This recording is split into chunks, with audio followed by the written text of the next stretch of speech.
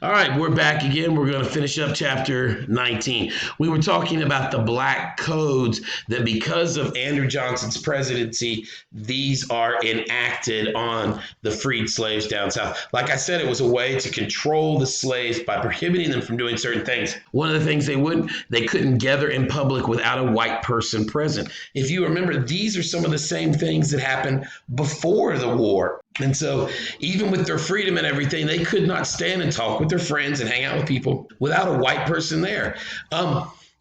Another thing, they prohibited them from learning to read. This was, once again, a thing they did to them before the war. They're going to use this, you're going to see here in a little bit, to even further oppress the African Americans. When it comes to voting, they're going to then say, oh, you can vote, but you have to pass a literacy test. Well, before the war, you said they are not allowed to learn to read. After the war, you said you're not allowed to learn to read. So voting, you have to have a literacy test to pass. All this was doing was stopping any African American from being able to vote. They could not vote, and they would have voted Republican. This is a way to make them vote. To help the Democrats down south with that. This is just stopping them from voting. They weren't allowed to vote or to serve on a jury. Once again, you gave them rights, but then you're taking them all back away. Now you see why they're going to have to come up with the 14th Amendment in just a little bit. They weren't allowed to own a gun. And, once again, I'm sure out of fear, you've oppressed somebody for so long, you don't want them to own a gun. This one, number 5, was really rough. They said that the African Americans had to have a job or you could be arrested. If you were arrested, instead of staying in jail, they could sublease you out to a plantation owner and you do your hard labor on a plantation. And so what was happening is these slaves were being set free, and then nobody in that town is giving them a job. And then the same plantation owners that they had before would just have them arrested, brought back, and they're working on the plantation again for free. And all because they were not given a job. They had a job. It was being a slave, basically. And just over and over and over. Oh, you're free. You don't have a job. You're in jail. Oh, you're back to work on the plantation. Oh, you're done with that. Oh, you ain't got a job. You're back working on the plantation. It was just enacted to keep slaves being slaves. They called for open segregation. Segregation is keeping the races separate. They wanted, an African-American water fountain, a white water fountain, an African-American bathroom, a white African-American churches, white churches. They wanted them completely separated. Basically, what the Black Code's done is put it right back to where slavery's just back to where it was. And so all this going on is under Johnson's plan. And actually, to be honest, it's almost worse for the slaves than during the war, before the war. And so what happens after 1 year of Johnson letting the Southern leaders come back in and take over office, letting the slaves be pushed down south, December of 1865 said Johnson goes, well, Reconstruction's over. South is as good as it gets. That'll be as good as it is for the African Americans. And he thought it was done. This inflamed the Republican Northern senators because they realized that you're just oppressing them just the same. It has not changed a thing. And so the Republican senators, they're going to come up with their own plan. So you've seen Lincoln's 10% plan. You've seen Johnson's plan. The Republican senators then, they refused to seat these new senators that were generals and army captains and stuff for the South during the war. And when they come up there, the Republican senators refused to even recognize them. The Republican senators are going to start to set up a thing called a Freedmen's Bureau is what they want. A Freedmen's Bureau is going to help these African Americans get jobs because this is going on with them not having a job. It's going to help get them health care. It's going to help get them associated life. And the Republican senators come up with this Freedmen's Bureau, and Johnson vetoed it. Johnson's like, nope, that's good enough, won't have it.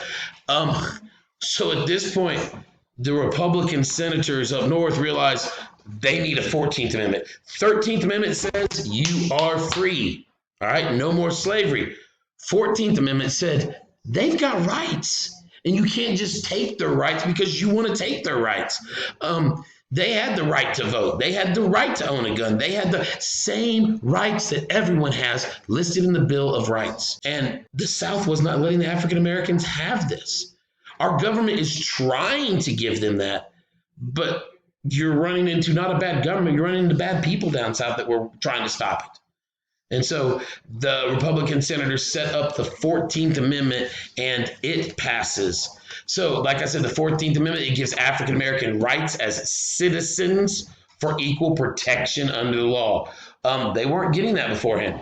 When the Republican senators come up with for the plan, hey, let's make the African Americans have rights just like everybody else, Johnson urged the states. Now, remember, when you ratify the Constitution, it comes up in Congress, then it goes to the states. And if you get 2/3, then it goes back to Congress, states write it up, and then you have to have the 3/4 ability, just like what we talked about with Tennessee being the magic number state that got the women the right to vote. Johnson sent out a thing telling the southern states, don't ratify the 14th Amendment. Let's not give African Americans equal rights. When the president of the United States is saying, don't give them equal rights, let's not let them have Freedmen's Bureau, let's not let them, we've got a problem. Do you see what I was saying in the last video, that by him putting Johnson in, it was trying to help ease things, but when it was just Johnson and no Lincoln, it goes way out of control. Johnson, then Edwin Stanton, and like I said, he's got a lot to do with the Booth-Lincoln conspiracy. That's him in the bottom corner right there. That's what he looked like. Edwin Stanton begins to disagree with him, and so he just fires him. He gets rid of him for not agreeing with him. And this starts the Tenure of Office Act. This is when Johnson has done such a bad job as a president. He is actually going to be brought up on impeachment. This isn't an impeachment just like what we saw with Donald Trump recently, where they were trying to get rid of him just because they didn't like him. This was Andrew Johnson has made so many people mad with his constant oppression of the African American, his constant bigotry. He is going to be brought up by, them to see if for impeachment, and he is actually not going to be impeached by one vote. He was one vote away from being impeached in the House and everything, and he is brought up on it, but he is not impeached. We have had several presidents brought up on it, but they have not been impeached yet. Andrew Jackson was brought up on it. Andrew Johnson was brought on it. Way to go, Tennessee. 2 of them were ours. Let's see, some other ones that were brought up. Richard Nixon was brought up on it. Donald Trump was brought up on it. So it's happened several times, but the 14th Amendment, because of him trying to get people to say, hey, we'll give no extra rights to the African American, he is brought up. If anybody of all the different ones that ever needed impeached, it would have been Andrew Johnson from Tennessee. Sorry. So, all right. That then goes on to the radical Republicans' plan for Reconstruction. They wanted to pass the 14th Amendment. And Tennessee, we're going to talk about that in a second because of our governor and everything.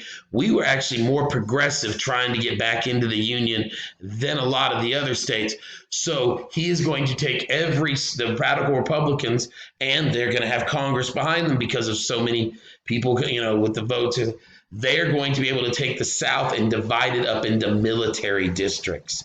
They're going to bring in people and put in charge, generals and stuff, and it's going to be ran like the military, where they're going to have to crack down on.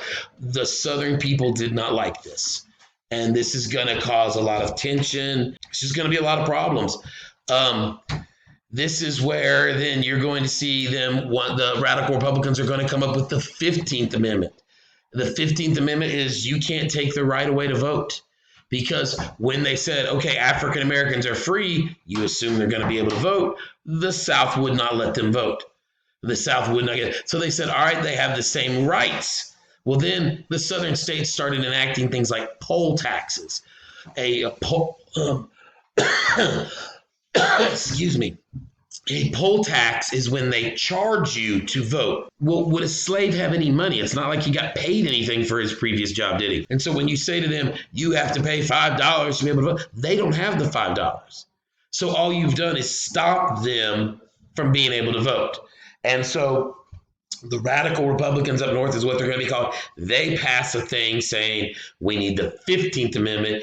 You can't tell them they have to pay to vote. You can't tell them they have to pass a literacy test to vote. You can't tell them if they are an American citizen, and they are, they get to vote. So the big difference between the radical Republicans' plan is instead of just the 13th Amendment like the other two were, they're adding the 14th and the 15th, and they want these, and they're going to get both of those. And they're going to go on and create, we're going to talk about it here in just a little bit, the Freedmen's Bureau. Like I said, that was a way to help the African Americans acclimate to the new lifestyle that they were going to be able to have. So let's keep going. Like I said, there's the 15th Amendment. It guarantees the rights for the African American males. Once again, it is males. No woman is being given the right to vote until when? Nope, try again. No, add a year. Add a year. Okay, there you go. You got it. Very good. All right. Yes, 1919 is when it's brought up. 1920 is when it's ratified. All right, by Tennessee, the Perfect 38. So this gives the African American males rights to vote, still no rights for the women. Tennessee during Reconstruction, we actually, if you look down there, there is William Brownlow in the bottom. He was our governor.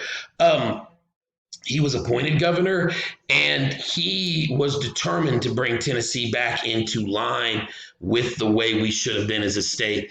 And he does everything he can to be able to get us to be the first state admitted back into the Union. He wants to set up a new government. He wants to pass law. He wants to do everything he can to help push along the African American and get them to where they should be.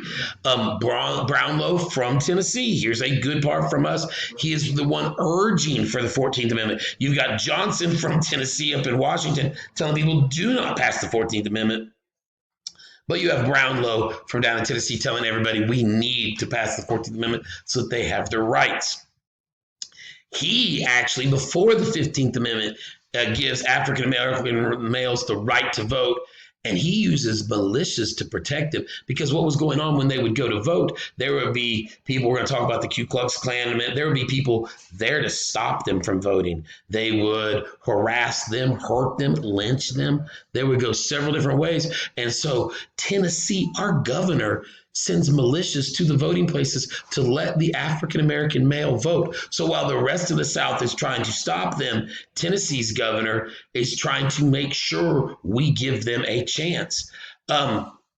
He is going to do so much to try and advance the cause of bringing the nation back together and giving African Americans the right to do things. But Brownlow leaves in 1869, and there we go. Boom, we messed it up. 1870, the 1870 Constitution.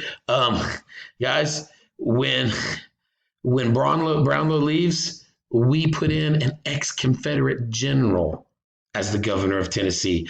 John Brown, not the same guy from the raid on Harper's Ferry, just happened to have the same name. We put an ex-Confederate general in charge of our state. And we then, because you have to have a new state government and a new state constitution, we pass a constitution in 1870. Once again, notice it's 1 year after. And because Brownlow had used the militias to protect them, the 1870 Tennessee Constitution says you cannot use militias to protect the rights of those citizens. That's the whole point of a militia, is to protect the rights of a citizen. Basically, what they're saying is you can't stop us from harassing the African Americans. And Tennessee's going to vote for this. They said in the Constitution, all men have the right to vote. That sounds great. This is what we're after. And then, boom, right with it, we set up a poll tax. We have to pay to vote. So you have the right to vote if you have $5 to give to me. We went from the most progressive state right back to where we were with the others and everything. I would have loved to have seen Brownlow stay until he died, because his urge was to bring us into the forefront of looking like a state that really cared and mattered for what was going on. And that is where we will pick up on the next time. We'll be out there next week, and we're going to finish up the last little bit of Reconstruction with the Ku Klux Klan, the Freedmen's Bureau, and that. So looking forward to talking to you again. Kara! I did something and I don't know what it did. Can I come out my room now? Yeah. I don't know if it's still recording.